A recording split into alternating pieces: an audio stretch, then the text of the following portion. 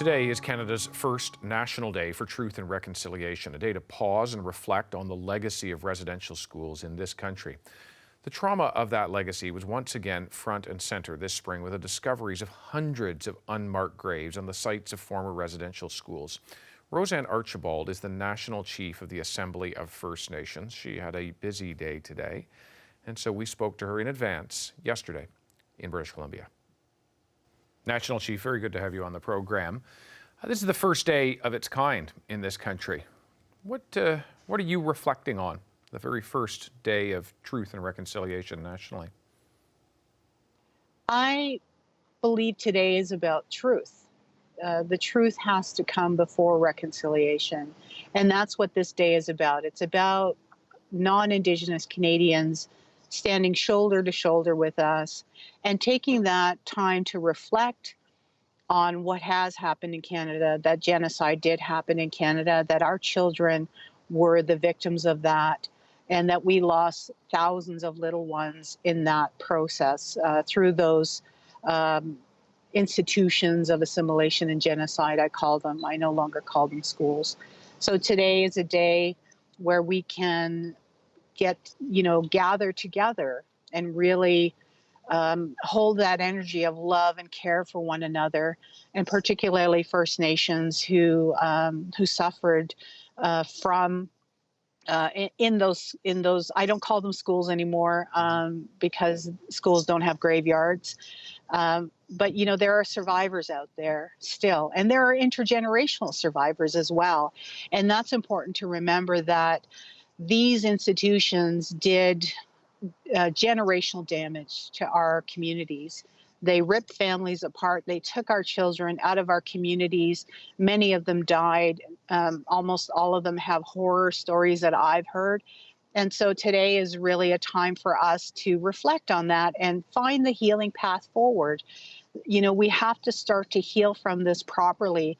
We've always known what has happened in these institutions, and now Canadians are going to start to learn more year after year. Hopefully, we can start to have more fulsome and detailed kinds of education processes leading up to the National Day of Truth and Reconciliation. And National Chief, perhaps you could take us through that a little bit about the ground effects today of things like the 60s scoop, not knowing where your sister is, your parents not having had your parents in the picture growing up, and what the impact of that is today on your own parenting capacity and skills and understanding. What are the impacts in Indigenous communities today of those decisions of residential schools, which I think this country continues to reckon with, but many people are surprised at just how recently they existed. Well, I want people to imagine what it's like to be taken from your family, to be forced out of your community into these institutions, and to not be able to speak your language and not be able to practice your culture and your ceremony and your traditions. That's what happened to our children. And those children grew up without that connection to their families and without the connection to their culture and their traditions. And so that break has caused intergenerational harm.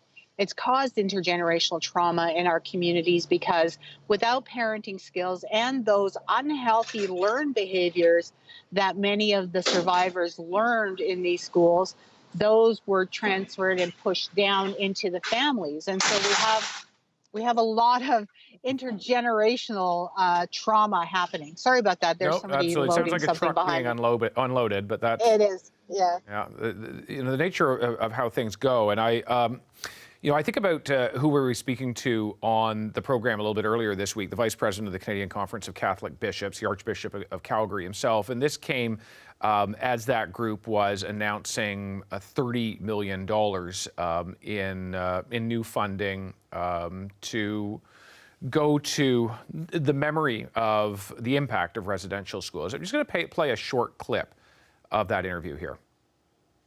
At our plenary, again, recognizing that making an apology is important, but also supporting that with tangible acts and commitments is equally important. And so This is a new initiative. Each of the dioceses and regions have committed to raising these funds locally and also being involved with their communities to talk about where that money can go to best help in projects or priorities or initiatives that will help with healing and reconciliations. So money isn't everything, but money is something. What do you make of this acknowledgement from Catholic bishops? It's long overdue, number one. And, you know, there's a lot of skepticism from First Nations and from survivors. You know, we've had apologies that have been hollow, that haven't been followed up with proper action. And that's what people want to avoid. We're done with hollow apologies, and we want to see this action. So to make an announcement about funding is one thing, but people need to see the proof on the ground. We need to see these projects, and we need to make sure that every single dollar goes towards survivors and intergenerational trauma survivors, because as we know, the Catholic Church was supposed to give $25 million to survivors. They only raised $3.7 million of that, and then they spent it on themselves, on their own lawyers and their own administrative fees. So, you know, we have to actually see the rollout out of their announcement to see that it is true, and to put some more trust in that process. Right now, a lot of people actually have lost faith in the church, so to speak. Yeah, and I want to pick up on that because, you know, you talk about the previous commitment in which a much smaller amount was raised. And it's the same thing for this $30 million. It's not coming out of some fund. They're not selling any building. They're going back to their parishioners and asking them for the money to be able to do this. I would point out that the Catholic Church, although it is organized a bit differently in this country and decentralized, is one of the larger landowners in this country. They own a lot of property that's worth a lot of money. So I just wonder how you have confidence, given that the Indigenous community didn't really see any of the money before on the last commitment. Why would you have any confidence you're going to see it now? Exactly. You know, we have to see the rollout for sure. What happened in these institutions of assimilation and genocide were absolute atrocities. Children died, children were murdered, children were tortured, children were experimented on, and at the hands of the Catholic Church. And so, you know, they were a big part of that process. And so trying to reinstill a level of confidence or trust in the church right now, it's almost non-existent for those people who have survived it. But there are people who are still faithful and still want that because they believe in God, they believe in the Creator. There is this link between our traditions and the belief in a great spirit, in a great Creator, that keeps us, I think, linked to some of the organized religions that we have adopted in our communities.